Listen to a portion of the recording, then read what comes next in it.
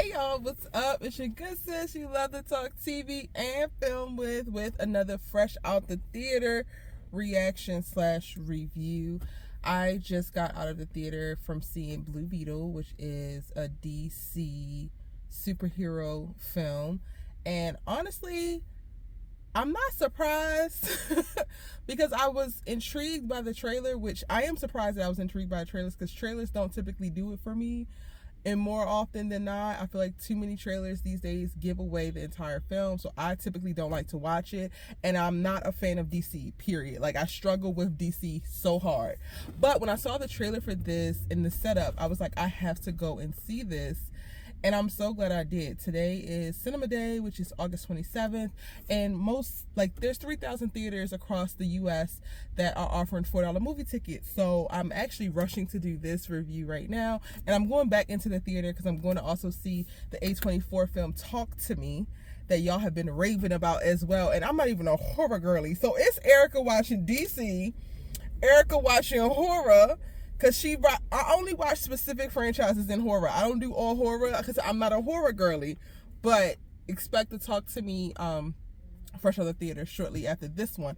But Blue Beetle, I think that it was honestly, it was one of the best DC entries that I have seen in years. Years, okay? I don't like to compare, but it's an inevitable comparison when you think about Marvel versus DC. Does it match up with that? No, but it comes damn near close. Like, there are certain elements of it that gave very much so Iron Man 1, Iron Man 2 in reference to like backstory, in reference to history. I am like obsessed. I am obsessed with the Mexican culture, the family dynamic, how they integrated all of those elements. While I am not Mexican, it felt very authentic, or it looked very authentic. There was parts where I didn't know what the hell was going on, but I was just there for the vibes, and I loved all the vibes. So if you are Mexican or of Latin descent, you can come in the comment section and tell me if they got it right or how right they got it on a scale of 1 to 10, because it felt very grounded in something real, which I think that DC struggles with.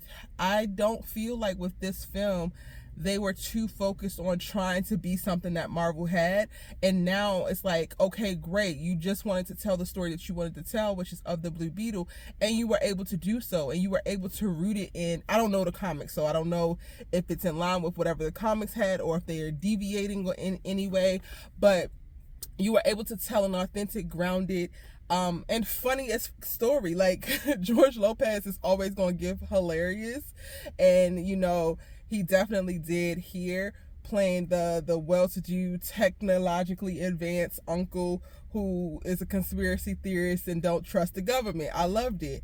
The young man who played the actual Blue Beetle, I enjoyed him as well. I think he did a phenomenal job.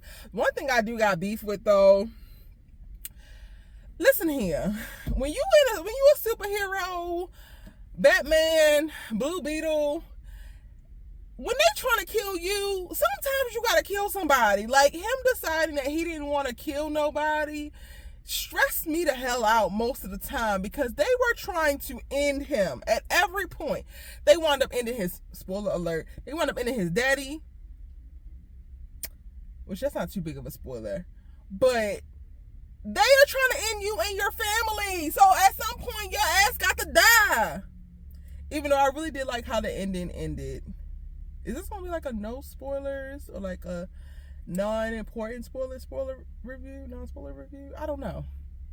Overall, I really, really enjoyed it. I'm glad that I got to see it in theaters. It was a fun ride. And again, I am not a fan of DC comics or the films. I literally low-key kind of loathe DC.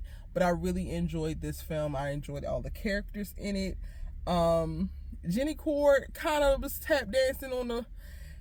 She wasn't too bad, right? Because, you know, sometimes we get the well-to-do little white girl, the white savior, even though in this, the damn auntie was the super villain with the worst morals, the worst intentions, all of that.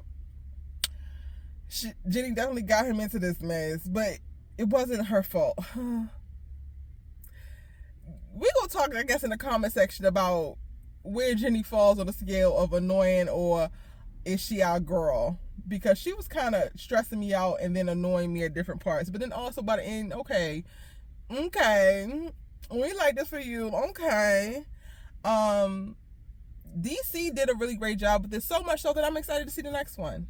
The cliffhanger that they leave off with, which I am glad that they went back to touch on, because I was wondering this whole entire time, like, I felt like Jenny's dad was not dead.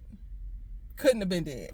Like, he might be gone, but because the scat the blue beetle stuff whatever the ancient term for it is, came from outer space and was alien, I'm like, yo, her father might be gone, but that don't mean that he gone, right? This is clearly a spoilers review. So I'm looking forward to that. I'm looking for where it takes them next. Like I said, I really enjoyed the integrated family dynamic to it, because he was able to not only just save or save the world indirectly, because it wasn't like an existential threat specifically on the world, but like if goddamn auntie would have got her way and be able to deploy all of these OMACs, then clearly we would go into a military state across the damn world. So by stopping her and blowing up all that tech, you stop that from happening later on down the line. But the biggest threat in the actual film, throughout the film, is on Jamie's life and his family's life. It was a really good film. It was a fun time. If I had to rate it on a scale of 1 to 5, I would probably give it like a 3.5, 3.8, somewhere in there. Yeah. So if you haven't seen it already, go ahead and check it out. I think that you would really enjoy it if you like action. I love the positioning of like the Blue Beetle as a character. Maybe it's also great because I didn't know anything other than. So like, I struggle with DC because, one, I feel like they're always trying to be Marvel, too much so. And then when they venture off and they do like a Joker, which is great, they don't hover in that space. They go back to trying to be Marvel. I have not watched the newest Batman. Like, my Batman is the Christopher Nolan, Christian Bale Batman. That's about it. That's the only DC that I have ever loved and probably will ever loved. Blue Beetle was getting a pass. Blue Beetle 2 is getting a pass. But it could be that I really enjoyed it because I had no previous knowledge or reference point to the Blue Beetle as a character. I don't know. No, because even Aquaman, I didn't enjoy it, but I watched that because I love Jason Momoa and I think he's brilliant. Okay, DC, you got one. You got one, but you got still a lot of work to do, girl, because for the most part, you don't be giving. But this was given. Y'all go check out Blue Beetle. I hope you enjoyed it. Let me know your thoughts once you see it in the comment section down below. Hit that like button and subscribe if you haven't already, because this shit consists. You know, to Talk TV and film with. Now, let me take my ass back into this theater to go watch Talk to Me. Bye.